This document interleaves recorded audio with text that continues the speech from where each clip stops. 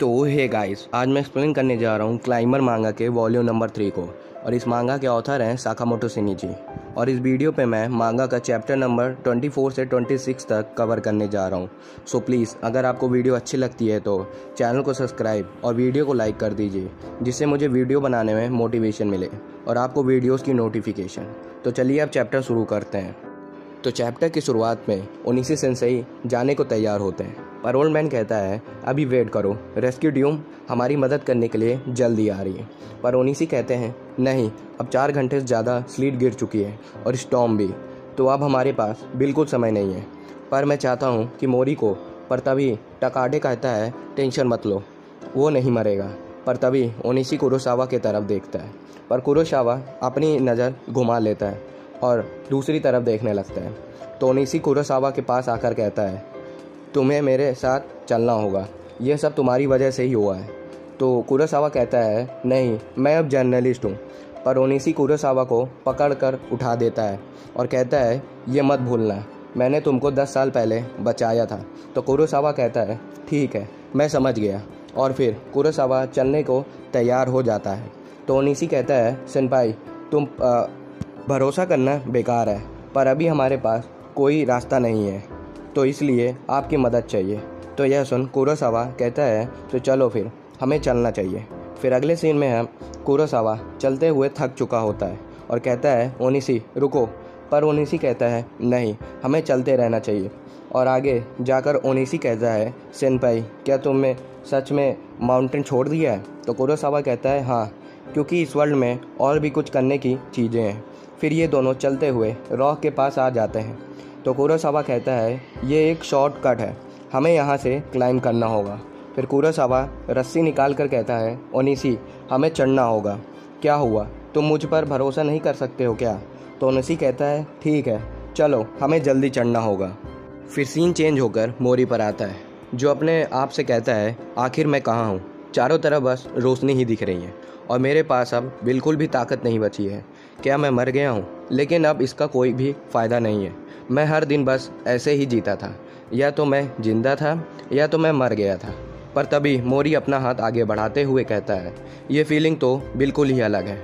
और तभी मोरी होश में आकर बर्फ़ के ढेर से बाहर आ जाता है और हाथ आगे की तरफ बढ़ाते हुए कहता है मुझे अब आगे बढ़ना होगा और क्लाइंब करना होगा।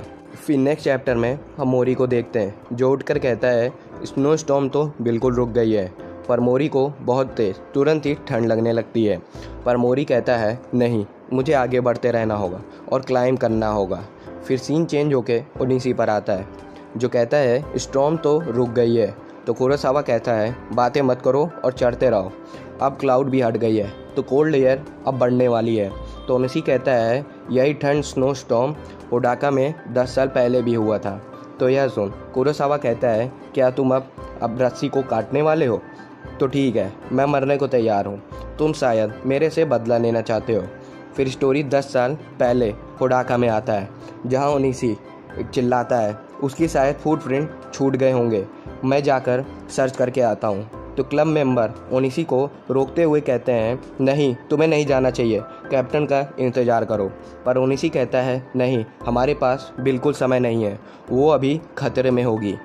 पर तभी यहाँ पर क्लब कैप्टन कुरोसावा आ जाते हैं और आकर कहते हैं हम सभी को वापस जाना होगा। तो यह सुन सभी हैरान हो जाते हैं। तो ओनिशी कहते हैं कुरोसावा सान, वो हमारी इंतज़ार कर रही होगी, तो हमें जाकर उसकी मदद करनी चाहिए।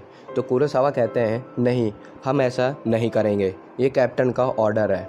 और यह कहकर कुरोसावा ओनिशी को पकड़ कर कहते हैं इस माउंटेन में कमज़ोरों की जगह बिल्कुल नहीं होती, तो अगर तुम्हें किसी की मदद करनी है तो अपनी करो।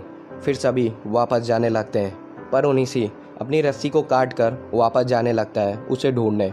तो एक मेंबर कुरोसावा को आवाज़ लगाता है और कुरोसावा देखता है कि ओनिशी गायब हो गया है।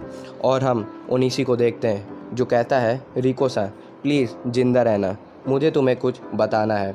फिर स्टोरी प्रेजेंट में आती है, जहाँ ओनिशी कहता है अगर मैंने रस्सी काट दिया तो मैं तुम्हारे जैसा आदमी बन जाऊंगा, पर मोरी मैं तुम्हें कभी भी अकेला नहीं छोड़ूंगा। फिर सीन चेंज होके मोरी पर आता है, जो रॉक पर क्लाइंब करे जा रहा होता है और चढ़ते हुए ऊपर आ जाता है, जहाँ माउंटेन का रूट 5 किलोमीटर होता है। पर तभी मोरी पीछे मुड़कर देखता है कि मोरी के पीछे पूरा एक टाउन माउंटेन से दिख रहा होता है। पर यह देखकर मोरी कहता है ये तो टाउन है जहाँ बहुत से लोग रहते होंगे। पर मोरी फिर से मुड़कर माउंटेन के रास्ते में जाने लगता है। फिर नेक्स्ट चैप्टर में ओनिशी और कुरोसावा चढ़ते हुए अवलांचे तक पहुंच जाते हैं। तो यह देख ओनिशी कहते हैं कुरोसावा आप पीछे रहिए, मैं इसमें मोरी को ढूंढने जा रहा हूँ।